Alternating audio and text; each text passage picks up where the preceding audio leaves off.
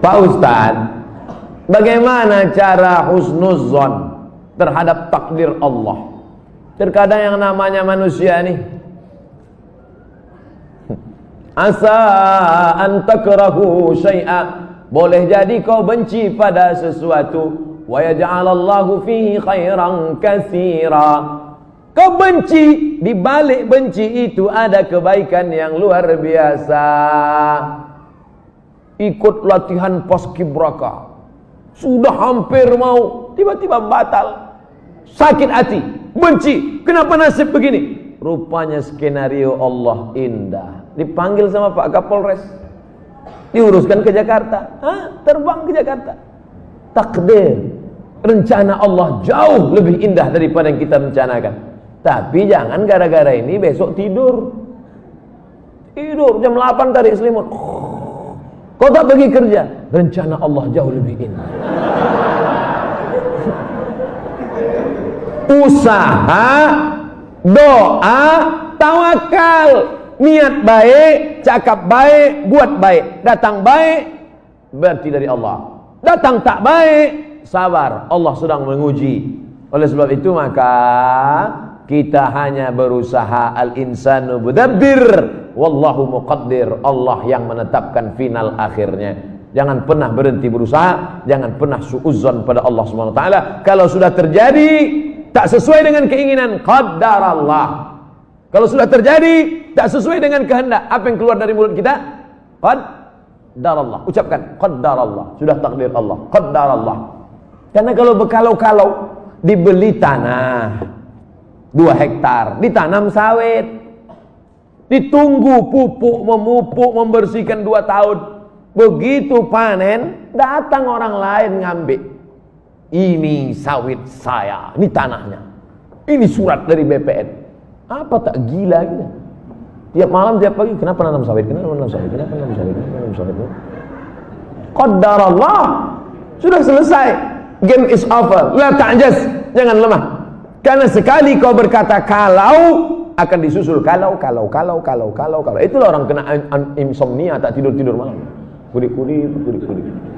Pergi ke psikiater. Pak psikiater, ya, aku sudah tak tidur berapa lama? Sudah 2 malam tak tidur. Kata psikiater, aku 2 bulan tak tidur dah. Parah pula aku dari kau lagi. Siapa yang tak punya masalah hidup ini?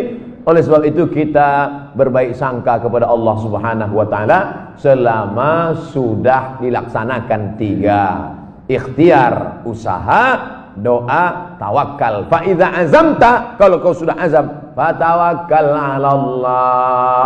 Innallaha yuhibbul mutawakkilin. Allah suka pada orang yang bertawakal. Semua buah-buahan yang ada di Medan, di Brastagi, di Rantau Prapat, semua buah-buahan yang ada di dunia ini, itu sudah tertulis di buah itu Abdul Somad. Semua ikan-ikan yang ada di Belawan, yang ada di Medan, yang ada di Pancur Batu, sudah tertulis di ikan itu Abdul Somad. Tidak akan mungkin ikan itu dimakan orang lain. Ikan mahal, ikan hebat, sudah tertulis, tak akan mungkin makan. Abdul Somad tak sanggup membeli ikan itu karena sekilonya sampai 200.000. Mana kita sanggup?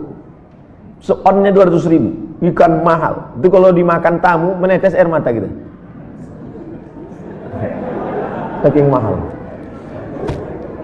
Tapi karena sudah tertulis punya Abdul Somad, kalau rezeki takkan kemana, dituliskan Allah SWT. Siapa membelikan itu? Bini gubernur belanja pagi-pagi. Orang kaya belanja kan nunjuknya pakai kelingkingannya berapa. Gitu kan.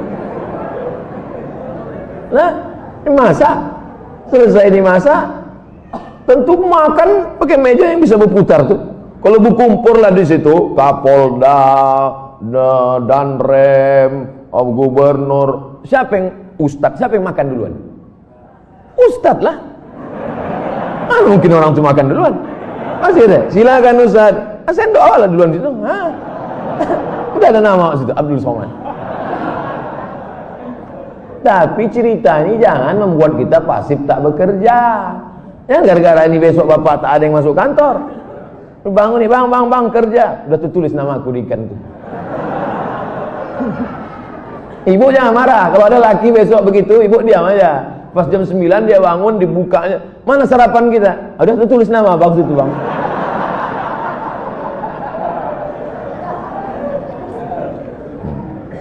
Orang yang pakai akal-akal itu pakai akal juga kita balasnya. Tak main ayat hadis sama dia. Ustaz, kalau sudah wudhu terus makan, wudhunya batal apa tidak? Mana pula makan batalkan wudhu? Kecuali makan sambil kentut. Makan tidak membatalkan wudhu. Beli buku judulnya Fikih Islam Sulaiman Rasyid. Saya ulang sekali lagi. Fikih Islam Sulaiman Rasyid, bahasa Indonesia. Syekh Sulaiman Rasyid, orang Lampung, tamat dari Al-Azhar Mesir 1935. 10 tahun sebelum Indonesia merdeka dia sudah tamat Al-Azhar Mesir. Jabatan terakhirnya rektor di Lampung, IAIN Lampung. Fikih Islam simple sederhana, supaya tahu mana rukun, mana syarat, mana wajib, mana makruh, mana membatalkan. Setiap rumah mesti punya buku ini. Ini fikih yang simple, murah. Harganya 40.000. Kalau naik saya tak tanggung jawab.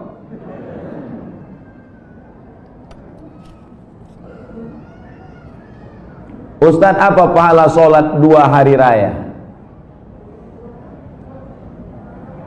Sholat Idul Fitri, Idul Adha tak perlu dibalas. Sholat Idul Fitri, Idul Adha tidak perlu disebutkan dalil-dalilnya, tak perlu dimotivasi. Karena yang tak sembahyang pun sembahyang.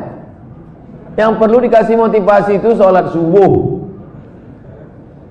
Lau ya'lamuna ma fil atamati was subhi. Seandainya mereka tahu pahala sholat isya berjamaah dan subuh berjamaah, la atauhuma abwan, mereka akan datang walaupun merangkak. Saking beratnya sholat isya sama sholat subuh. Rakaat al-fajri khairun minad dunya wa ma fiha. 2 rakaat sholat subuh, qobliyah subuh, sholat sunat sebelum subuh lebih baik daripada dunia dan seisinya. Kalau sholat qobliyahnya lebih baik dari dunia dan seisinya, apalagi sholat subuhnya. Adapun sholat Idul Fitri, Idul Adha, maka Nabi memerintahkan perempuan, maaf, cakap yang sedang haid, perempuan yang haid tetap datang keluar rumah, bukan untuk sholat, tapi mendengarkan khutbah. Sholatnya biasa aja, mendengarkan khutbahnya. Dengarkan khutbah. Ini banyak orang sholat id, begitu khotib naik ke atas mimbar, Allahu Akbar, Allahu Akbar, Allahu Akbar. Dia mulailah megang telekung kawan. Kau beli di mana? Di Sukaramai apa di Olimpia? Ustaz, kalau bercadar bagi perempuan wajib apa tidak? Ada namanya Syekh Twigri, tempatnya di Riyadh, Saudi Arabia. Kata dia cadar itu wajib. Syekh Twigri mengatakan cadar wajib. Syekh Albani mengatakan cadar tak wajib. Sesama ulama salafi pun, jangankan yang mazhab Syafi'i, tak sepakat tentang cadar wajib. Adapun ulama-ulama Al-Azhar Mesir mayoritas mengatakan cadar tak wajib. Tapi kalau bercadar bagus. Apalagi anak-anak gadis yang putih, bening, cantik, kalau minum kopi nampak mengalir sini. Nah, itu bagus dia bercadar. Kalau sampailah anak gadis cantik tak bercadar di Medan ini, tabrakanlah supir-supir sudaku kocan. Habis. Nah, jadi bagus, makanya yang bercadar jangan diejek. Kenapa kalau ada orang bercadar diejek? Kenapa kalau ada orang bercadar diolok-olok? Tapi kalau perempuan berok pendek diam, berarti setan. Yang bercadar bagus, silakan. Yang tak bercadar tak apa-apa. Jangan antara yang bercadar dengan bercadar saling ejek mengejek. Kalau kalian yang bercadar mengejek yang tak bercadar, yang tak bercadar mengejek yang bercadar, yang ketawa yang tak bercelana. Nah, oleh sebab itu mari kita jaga. Selama dia tak keluar dari ahlu sunnah wal jamaah, maka tak boleh saling caci, mencaci, maki, memaki. Pandangan dari syariat Islam tentang mewujudkan kemerdekaan yang hakiki. Merdeka kita tidak didikte orang lagi. Dulu kita didikte, ditunjuk-tunjuk kiri oleh Belanda dan Jepang. Belanda sudah pulang, Jepang sudah pulang. Hiroshima, Nagasaki dibom oleh Amerika, pontang-panting Jepang balik. Dan kita sekarang sudah merdeka. Masih ada bangsa yang belum merdeka. Palestina masih dijajah Israel, laknatullah alaihi. Uighur masih dijajah. Rohingya masih dijajah. Patani masih dijajah.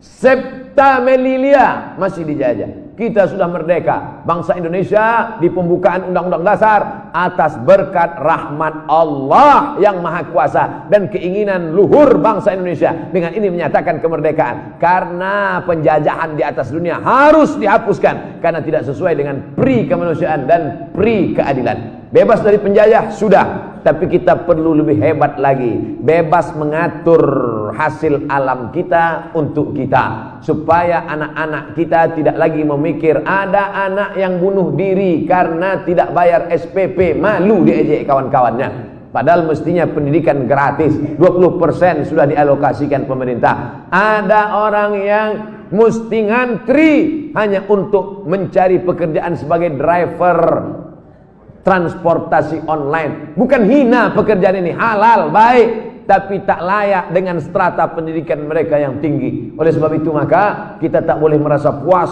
tapi bukan ajang untuk caci mencaci, cela mencela. Ini tanggung jawab kita bersama. Mudah-mudahan kita merdeka dari kebodohan, merdeka dari uang sekolah yang mahal, merdeka dari tidak ada kesempatan kerja, sehingga tahun ke depan menjadi lebih baik insyaallah. Amin ya rabbal alamin. Mengisi kemerdekaan itu, peringatan 17 Agustus itu dengan syukur pada Allah, karena kemerdekaan itu rahmat Allah. Ini sekarang banyak orang mensyukuri kemerdekaan, laki dipakainya baju bininya main bola pakai daster. Apa ini?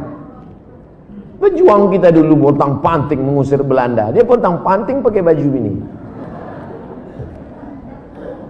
Saya tidak bertanya, saya hanya mohon doa agar anak saya jadi hafiz Quran yang rendah hati, suka bersedekah serta bermanfaat bagi umat.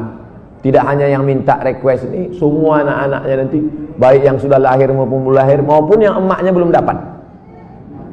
Yang lajang-lajang ini, yang berondong-berondong nih, saya doakan nanti semua di akhir majelis semuanya mendapatkan kebaikan insyaallah. Amin ya rabbal alamin. Ringkas saja Pak Ustaz, saya mohon Ustaz jabarkan tentang Nabi Ibrahim yang walaupun ayahnya kafir, beliau sangat santun terhadap orang tuanya.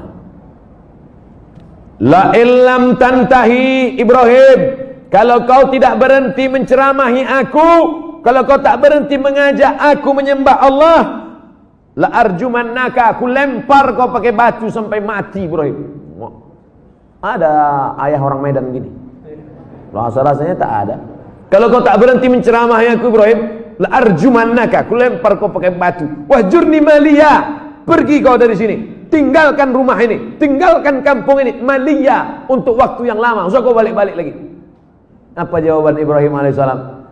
Salamun alaika, selamat untuk ayah. Astaghfiru laka rabbi, aku akan mintakan ampun kepada Allah atas dosa-dosamu wahai ayahku. Innahu kana bi hafiya, Allah itu mengabulkan doaku. Kalau anda berbakti pada orang tua, dibalas Allah mendapat anak yang berbakti juga. Apa balasan Allah terhadap budi baik Ibrahim? Dapatnya 2. Kau buat 1, ku balas 2. Ibrahim dapat balasan 2. Lahirlah Ismail dengan dites Ibrahim, dibawanya pisau. Ya bunayya, wahai anakku, inni ara fil manam, aku tengok dalam mimpiku malam tadi, anni azbahuka, aku menyembelih lehermu. Fanzur madza tara, apa pendapatmu? Bapak kalau mau ngetes anak bapak sesoleh anak Ibrahim, balik dari sini ambil pisau. Ya bunayya, wahai anakku, anni ara fil manam, aku tengok dalam mimpiku malam tadi, anni azbahuka, aku sembelih lehermu. Fanzur madza tara, what is your opinion oh my son? Gilo ya, kata dia. Apa jawab Ismail? Ya abati, wahai ayahku, if'al ma tu'mar, laksanakan apa yang diperintahkan Allah. Satajiduni insyaallah minas sabirin. Insyaallah aku menjadi anak yang sabar. Dosa minum khamar boleh jadi di dunia tak dapat, di akhirat dibalas. Dosa sabu-sabu boleh jadi di dunia tak dapat, di akhirat dibalas.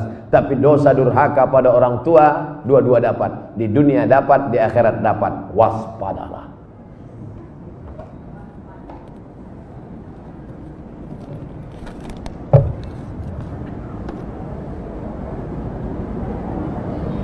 Diturunkan Al-Quran di bumi ini untuk memelihara semesta alam.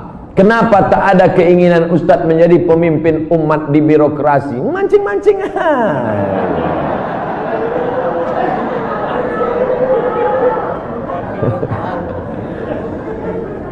Saya ini bukan Ustadz jadi-jadian.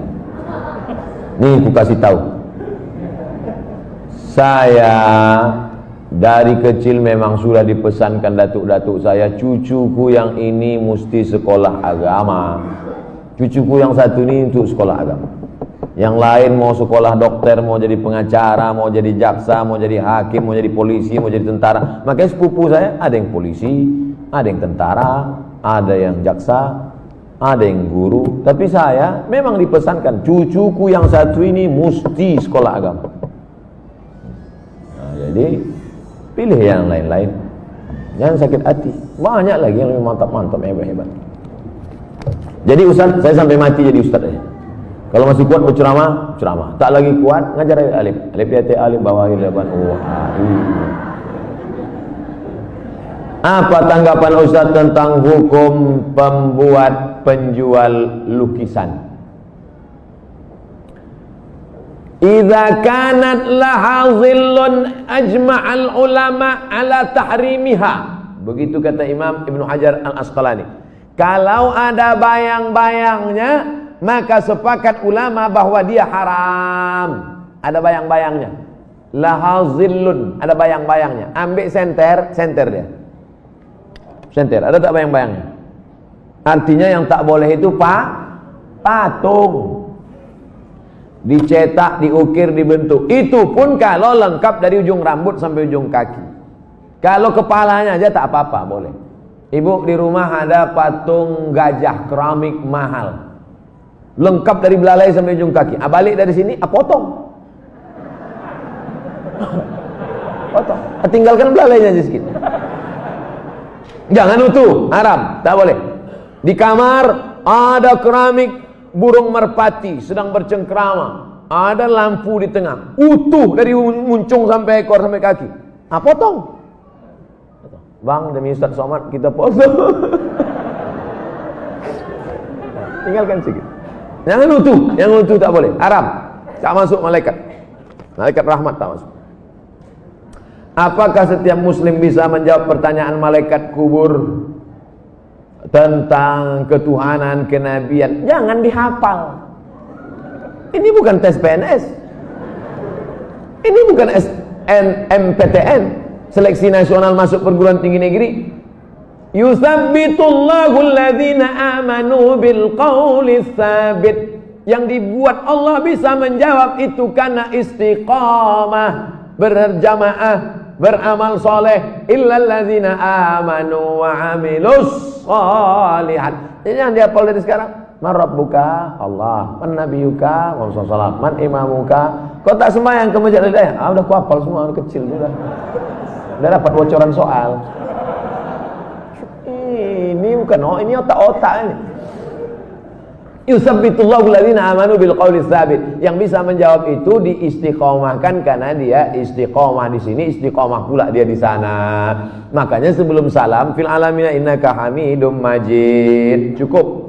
Kalau salam sah, tapi kalau bagus tambah lagi. Allahumma fir lima qaddamtu wa ma akhartu wa ma asrartu wa ma a'lantu wa ma asraftu wa ma anta a'lamu bi minni antal muqaddim wa antal muakhiru. La ilaha illa anta subhanaka inni kuntu minaz zalimin. Sebelum salam tambah 4 hadis riwayat Muslim. Allahumma inni a'udzubika min adzabi jahannam wa min adzabil qabr Wa min fitnatil mahya wal mamat wa min syarri fitnatil masihid dajjal. Assalamualaikum warahmatullahi. Belum lagi? Ya, ada jawab lagi. Ustaz, Indonesia triliunan rupiah bunganya ke luar negeri. Untungnya untuk biaya pembangunan APBN. Kalau bunga kan haram, apakah rakyat ikut menanggung haramnya Pak Ustadz? Nggak nyindir saya nih. Saya kan PNS, dapat gaji berarti dari bunga haram. Kita bekerja, maka kita dituntut dari pekerjaan kita itu saja. Kita tak dituntut dari yang lain. Walaupun Bapak pegawai APBD, APBN, polisi, tentara, guru, PNS, pekerjaan kita itu halal. Bapak polisi lalu lintas yang mengatur dari pagi sampai petang, Bapak yang masalah kriminal mengatur dari pagi sampai petang sampai malam, Bapak yang tentara menjaga kedaulatan negara di perbatasan, Bapak yang anggota Dewan Legislatif memperjuangkan hak rakyat, parlemen bicara tentang hak rakyat di parlemen, maka pekerjaan itu halal, gajinya halal. Bapak, ibu buka rumah makan nasi lemak, halal apa haram nasi lemak itu? Banyak yang ragu. Nasi lemak halal. Datang orang membeli nasi lemak, saya beli nasi 5 bungkus. Kita tak perlu tanya sama yang pembeli itu, ini duit kau, ini duit dari mana nih? Tengok muka kau macam muka-muka perampok. Tak perlu kita tanya dia dapat duit dari mana, karena yang ditengok bukan kerja dia tapi kerja kita. Kita jual semen. Semen itu halal apa haram? Halal, bukan untuk dimakan. Semen itu halal. Kita jual semen, datang orang beli, koruptor mau bangun rumah, saya mau beli semen, maaf, tidak menerima uang koruptor, cari toko yang lain. Kita yang kita jual nih halal. Begitu juga dengan prinsip pekerjaan kita halal, maka tidak perlu kita cari-cari tahu duit orang pembeli itu dari mana. Nah, ini tentang masalah prinsip pekerjaan. Mudah-mudahan anak cucu kita mendapatkan pekerjaan yang halal sehingga rezekinya berkah, sehingga dia tak masuk neraka gara-gara itu.